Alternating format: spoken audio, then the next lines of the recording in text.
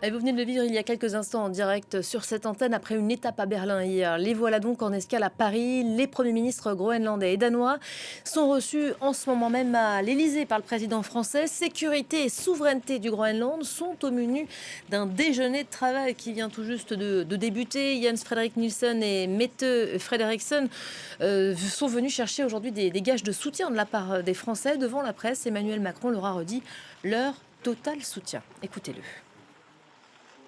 Et vous recevoir aujourd'hui, l'une et l'autre, est une occasion pour la France de redire sa solidarité avec le Danemark, son attachement à votre souveraineté et votre intégrité territoriale, et redire au Groenland et au peuple groenlandais tout notre soutien. Face à la posture russe dans le Grand Nord, à la présence économique de la Chine, aux conséquences stratégiques de ce rapprochement, nous partageons la nécessité de renforcer notre posture de défense dans l'Arctique. Les événements récents confirment que la situation au Groenland est un appel au réveil stratégique pour toute l'Europe. Alors, on va décrypter cette séquence avec vous, Anne Corpet. Bonjour, Anne. Bonjour. Unité affichée, c'est d'abord ce qu'on va retenir évidemment pendant cette séquence. Unité des Européens, une semaine après le volte-face de Donald Trump. Oui, les trois dirigeants ont quand même adressé un message clair à Donald Trump. Nous défendrons les valeurs européennes, la souveraineté des États, le respect des frontières, le droit international. Et c'est un message à Donald Trump, donc pour qui la conquête du Groenland n'a rien d'une lubie passagère. Il martèle son ambition depuis la fin de son premier mandat. Et depuis son retour à la Maison-Blanche, il y a eu une montée en puissance avec de nombreuses opérations d'influence sur le terrain. La venue d'abord dès janvier 2025 de Donald Trump Jr., le fils du président, avec des influenceurs, des youtubeurs, celle ensuite de J.D. Vance, le vice-président américain, avec à chaque fois un fort déploiement médiatique et aussi de distribution de casquettes MAGA, de dollars, une volonté de conquérir le cœur des Groenlandais qui n'a pas abouti puisque dans leur immense majorité, ils rejettent toute perspective d'annexion américaine. Et puis les choses se sont vraiment accélérées à la fin de l'année dernière et au début janvier. D'abord avec la nomination d'un émissaire spécial pour le Groenland dans la personne du gouverneur de Louisiane, puis après, avec le tweet de l'épouse du conseiller de Donald Trump, Katie Miller, qui a posté cette carte du Groenland avec le drapeau américain et ce mot en lettres majuscules soon, bientôt, suivi des déclarations de son mari comme quoi personne n'allait défendre le Groenland contre la puissance américaine, les propos répétés de Donald Trump sur sa volonté de conquérir le Groenland pour des raisons, dit-il, de sécurité. Et tout ça continue d'être pris très au sérieux par les Européens malgré la reculade apparente de Donald Trump à Davos.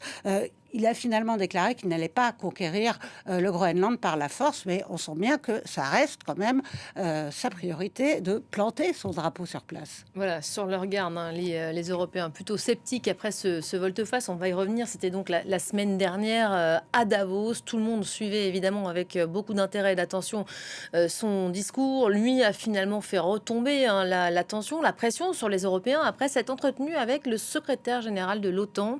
À l'issue de la séquence avec Mark Rutte, les deux hommes ont fait état d'un compromis dont les modalités restaient à établir. Ce lundi, le chef de l'Alliance a dit s'être entendu avec le président américain sur la mise en place de 2 axes de travail pour désamorcer les tensions avec l'Europe. On fait le point tout de suite en images avec Noémie Roche. C'était jeudi dernier à Davos. Lors de son discours au Forum économique mondial, Donald Trump, qui menace depuis des semaines de s'emparer du Groenland, de gré ou de force, tempère soudainement ses propos. Les gens pensaient que j'utiliserais la force, mais je n'ai pas besoin d'utiliser la force, je ne veux pas utiliser la force, je n'utiliserai pas la force. Tout ce que les États-Unis demandent, c'est un endroit appelé le Groenland. Quelques heures plus tard, le président des États-Unis sort d'une rencontre avec le secrétaire général de l'OTAN, visiblement satisfait. Il évoque un accord trouvé avec Mark Rutte. Je pense que c'est une bonne affaire pour tout le monde. C'est une excellente sécurité nationale, internationale. C'est un accord que les gens ont accepté sans hésiter. C'est vraiment fantastique pour les États-Unis. Le secrétaire général de l'OTAN se montre, lui, plus mesuré. Est-ce que c'est un bon accord? La réunion s'est très bien passée ce soir, mais il reste encore beaucoup de travail à faire. Près d'une semaine plus tard, on n'en sait pas beaucoup plus sur le contenu exact de cet accord. Lundi, devant le Parlement européen, le secrétaire général de l'OTAN a toutefois confirmé s'être entendu avec Donald Trump, d'abord et avant tout sur la question de la défense de l'Arctique, que le président américain estime menacée. L'un des axes de travail consistera à déterminer comment, collectivement, empêcher les Russes et les Chinois d'accéder davantage à la région arctique et d'y devenir des adversaires militaires plus importants. Il s'agira également de les empêcher d'accéder à l'économie locale. Rien, en revanche, sur le sujet de crispation principale autour de la souveraineté et de l'intégrité territoriale du Groenland et du Danemark. Les discussions se poursuivent entre les États-Unis, le Danemark et le Groenland, affirme Mark Rutte. Discussions dans lesquelles l'OTAN ne sera pas impliquée. Voilà, ils se sont parlé et depuis, on ne sait pas vraiment ce qu'ils se sont dit de façon très concrète, il faut l'avouer, Anne. Oui, et alors sur la première question, celle de la sécurité de l'Arctique. Bon, les alliés sont d'accord pour renforcer les moyens de défense dans la zone. Emmanuel Macron l'a dit il y a quelques minutes. La sécurité de l'Arctique est un enjeu crucial. Il a reconnu, le président français, la nécessité de renforcer la posture de défense dans cette région. Même s'il faut bien le souligner, aucune présence de navires russes ou chinois n'a été signalée aux abords du Groenland. Le dernier brise-glace russe ou chinois repéré à proximité de ce territoire, c'était en 2018. Et il y a eu un navire de pêche au flétan russe qui a été repéré en 2022. En termes de menaces, bon, c'est pas imminent, on va dire. Et puis, il faut souligner aussi que c'est pas nouveau, cette préoccupation pour la sécurité de l'Arctique, et que les exercices militaires se sont multipliés dans la zone depuis 2014 et l'invasion de la Crimée par Vladimir Poutine. Il y en a encore eu de nombreux en 2025.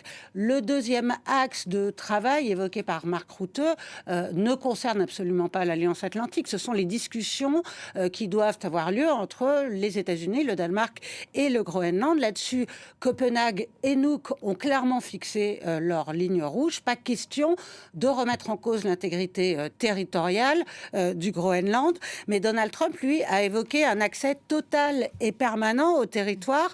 Ce qu'il faut savoir, c'est que le traité de défense qui a été signé en 1951 et réactualisé en 2004 entre le Danemark et les États-Unis donne déjà largement carte blanche à Washington pour implanter de nouvelles bases militaires, mais ils doivent en informer le Royaume danois, et c'est peut-être de ce travail d'information, de discussion dont veut se débarrasser l'administration américaine. Donald Trump réclame une sorte de titre de propriété sur d'éventuelles nouvelles bases américaines au Groenland. Il a parlé de poche de souveraineté. C'est inacceptable pour le Danemark, et le Royaume négocie ou va négocier avec les États-Unis, mais parallèlement, il se prépare à toute éventualité avec un objectif, c'est de déployer au Groenland 1000 hommes d'ici la fin de l'année pour protéger la population. Et oui, parce qu'il faut rappeler quand même qu'à l'occasion de cette crise, une certaine méfiance s'est quand même installée. Une méfiance qui s'est installée entre le secrétaire général de l'OTAN et les Européens, et qui est apparue au grand jour lundi à Bruxelles lorsque Mark Rutte a balayé toute éventualité d'autonomie stratégique européenne. Si quelqu'un pense que l'Europe peut se défendre sans les États-Unis, continuez de rêver, a-t-il lancé. Alors ça a provoqué la fureur à Paris. Jean-Noël Barrot a tweeté « Non, cher Mark Rutte, les Européens peuvent et doivent prendre en charge leur sécurité ». En fait, Mark Rutte défend avant tout son organisation, le lien transatlantique. Il n'est pas très favorable au développement d'un pilier européen de l'OTAN. Pour lui, Donald Trump, qu'il appelle Daddy, est l'homme qui a permis, qui a contraint les alliés à renforcer leur effort budgétaire en matière de défense. Mais Donald Trump est désormais perçu par les Européens comme une menace et non plus comme un allié.